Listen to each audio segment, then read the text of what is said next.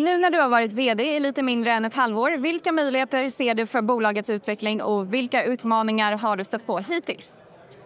Jag tror att fördelen med det här bolaget är naturligtvis att den här Imlifidase är godkänd i Europa. Och så vi vet ju att den här läkemedlet fungerar och gör det ska. Så jag tror liksom att driva en fas 3-studie i USA med en produkt som ändå liksom har så pass mycket evidence base är väldigt attraktivt.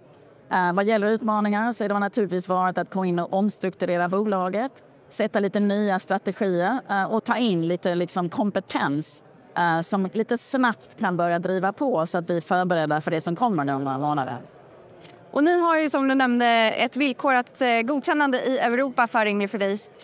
Hur har er erfarenhet varit gällande tillgängligheten för organ och hur har väntelistorna sett ut för att få tillgång till exempelvis en ny njure inför transplantation? Det här är väldigt komplext i Europa eftersom tyvärr så har man inte ett centralt organallokering utan man har nationella, ibland regionala, ibland lokala organallokeringar.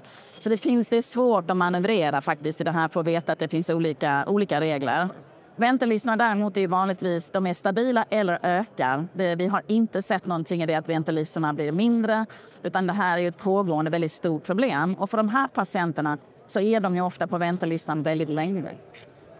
Och hur bedömer ni påverkan av att Eurotransplants desensitiseringsprogram stängdes i Tyskland tidigare i år? När kan patienter få tillgång till behandling med er viktigaste produkt Idefirix där igen? Så det här, de har pausat programmet, de har inte stängt ner, de har pausat det. Men det här är för att man tittar på vad man kallar för equity. Man vill titta, är det rätt att ha någon slags prioritet för någon grupp överhuvudtaget? Och det är det man håller på att diskutera för tillfället. Man kan fortfarande få tillgång till produkten i Tyskland. Men det är mer komplext och svårare för liksom läkemedel att få det. Men det går fortfarande att få det. Och vi väntar egentligen på att få ett svar lite grann för hur de har tänkt sig det här. Men det är en diskussion som pågår tyvärr. Vi väntar ju studiedata även från era 2 fas 3-studier, dels i njurtransplantation och i den sällsynta njursjukdomen anti-GBM. Vill du berätta mer om marknadspotentialen och om ni ser ut att hålla tidsplanen innan ansökan om godkännande kan skickas in till myndigheter förutsatt att datan är positiv? Ja. Om man tittar på så att säga, highly sensitized patients, vilket egentligen är så att säga, den här läkemedlet riktar sig mot de patienterna. Om man tittar på de patienterna som ligger på väntelistan som har ett sånt här, vad man kallar för CPR-score på över 80%, så är det ungefär, Europa och USA ungefär 17 till 25 000 patienter. Så det är en ganska så stor ändå så att säga, patientpopulation. Listpris i Europa är liksom kanske 3 till 350 000 dollar ungefär per treatment. Så om man multiplicerar de här siffrorna så får man ju naturligtvis en väldigt, väldigt hög marknadspotential. Så jag tror även om man går upp i väldigt höga nivåer, alltså patienter som verkligen har 99%, typ 98% CPRA-scores, så pratar vi fortfarande om att det finns liksom typ en 10 000 patienter där. Så det finns en väldigt stor potential här skulle jag vilja säga.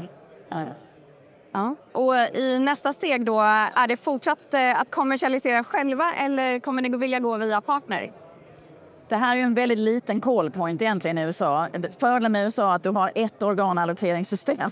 Du har ett land och inte alla de här så att säga, fragmenteringarna som man har i Europa. Så det här är ett ganska litet team vi behöver. Vi behöver kanske 18 till 20 säljare. Och egentligen blir det mycket mer medical affairs-drivet. Så det här är det är en ganska liten grupp vi behöver. Så det är ju väldigt enkelt för oss egentligen att kommersialisera själva. Men det får vi se. Det beslutet får vi fatta lite senare hur det går framåt. Och ni gjorde ju nyligen en mindre riktad emission och kommer att behöva ta in mer kapital under kommande halvår. Tidigare så har det ju pratats om en dualnotering i USA. Är detta fortsatt aktuellt eller utvärderar ni möjligheter för nya partnerskap? Vi utvärderar allt skulle jag vilja säga över det här laget. Och som vi vet så har ju så att säga marknaden i USA, kapitalmarknaden, har ju inte varit särskilt liksom enkel att handskas med, inte varit så öppet för även amerikanska bolag har haft det svårt. Så jag tror att det här blir en kombination av ganska många olika komponenter. Så vi får titta på det och se vad är egentligen den vettigaste vägen framåt.